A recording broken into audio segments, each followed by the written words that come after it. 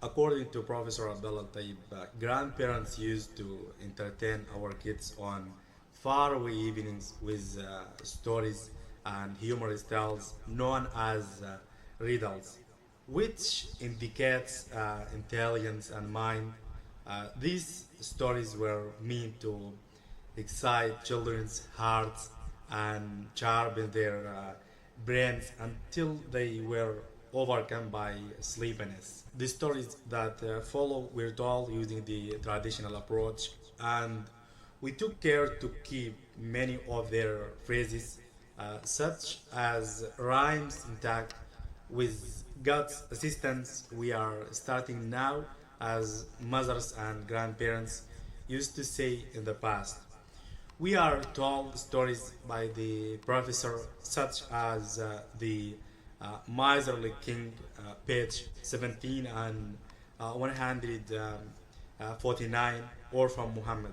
The Sudanese poet, critic, and author Abdullah Tayyib had a strong interest in Sudanese riddles in the Al-Damar, Rubatab, Al-Duwaib, and other parts of northern Sudan. He gathered them from the lips of the grandmothers. The riddles in his book, Sudanese Riddles, became forever because they are a cultural legacy that symbolizes his surroundings. The book was written in a fascinating narrative style that had an extensive impact on the reader who followed the riddles. Abdullah Tayyib's collection of Sudanese riddles may have been inspired by his understanding of the approaching of their dying as a result of people's obsession with modern technology, which has affected society and caused them to become separated from a large portion of their cultural legacy. In order to introduce the Sudanese people to their timeless heritage, he collected them into a book.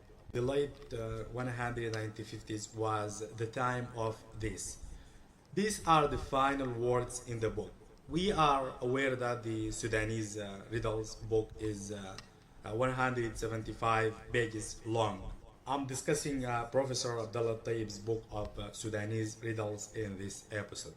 The informal Sudanese language is used to write it.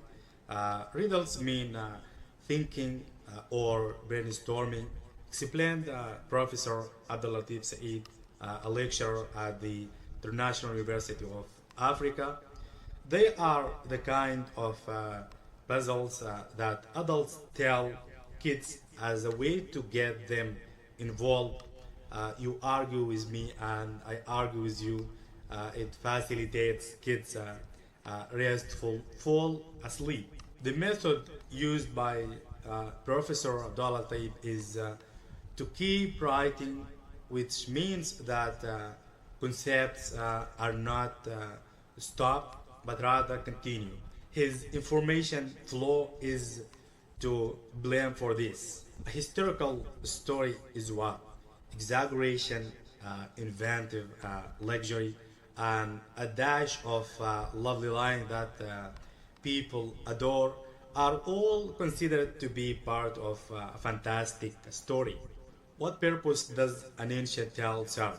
Its purpose is to foster children's imaginations and provide them with entertainment prior to bedtime. People have an oral culture of solving riddles.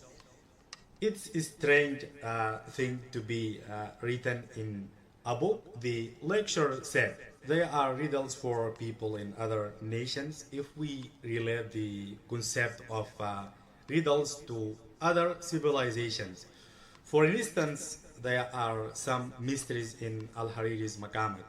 As though they were a universal event, riddles were also common in Athens, Europe, China, and India. What part do riddles play?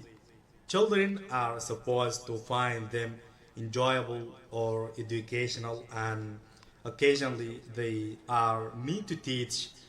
That is, How can someone be brave, honest, trustworthy, giving, and so forth at the end of the story? Why did Professor Abdullah Taib choose to write in informal Arabic? The Blue Sultanate, an Arab Islamic movement in Sudan, was the first time period, the professor said. Since the majority of the population was uneducated, it may be acceptable for us to write in colloquial Arabic since it was easier to comprehend.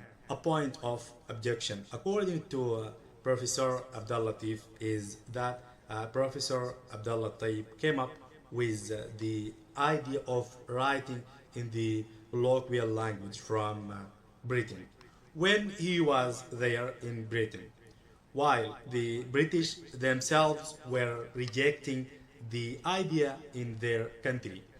But the question remains, why did Professor Abdullah Taib write in the colloquial language? Bye for now.